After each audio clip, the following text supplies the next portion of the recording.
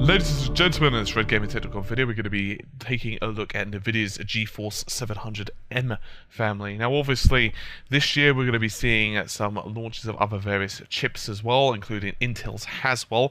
Right now, of course, we've had performance previews of that, but we can't exactly get hold of one if we were to walk into our local store. On the other hand, now Nvidia are trying to grab yet more of the laptop and mobile market. Last year, of course, it launched the mobile Kepler range, and the number of devices which were shipping Nvidia definitely improved compared to AMD. And now, of course, Nvidia want to push this even further than last time.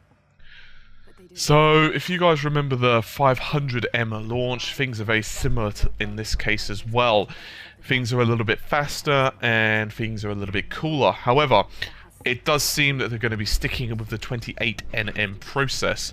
Basically, they took Kepler and made some architecture tweaks, and when they did this, obviously it improved the performance a little bit, as well as they've made some improvements to the drivers as well. By the way, that will apply to existing GPUs, so if you do have, say, any of the 600 range, you'll be cool with that. And they're also continuing to mention and proclaim and hype the Optimus technology. The good news is, on the hardware side of things, that we're going to be seeing a GPU Boost 2.0 in the 700M range.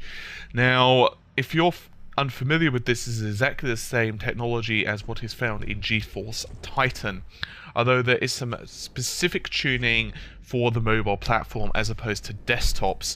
And in case you're wondering what the difference between GPU Boost 2 and the predecessor 1.0 was, it's pretty much exactly the same hardware. However, there have been some onboard software refinements which allows for better control of the clock speeds, which, you know, that's always a good thing, I suppose. In case you're wondering if that means any difference at all in terms of raw performance, it looks to be about 10 to 15%, so certainly not negligible at all. Now, so far, Nvidia have not announced any new high-end mobile GPUs, and it seems that the 600 range will continue to have to prop that up. So, in other words, say, for example, the GTX 680M. Right now, they have, of course, announced a few of the 700 range, but not the high performance.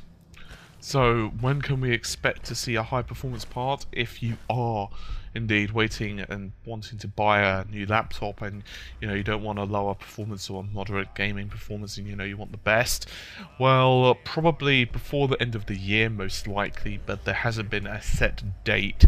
However, it's likely it will be before the year's end. However, we do have specifications of 3 of the GPUs right now. That would be the GT750M, the GT745M, and the GT740M. Now, in case you guys are a little bit curious of what's going on with the GT750M, and the reason it's telling us that it's either the GK107 or the GK106, well, that's a bit of a strange one, to say the least.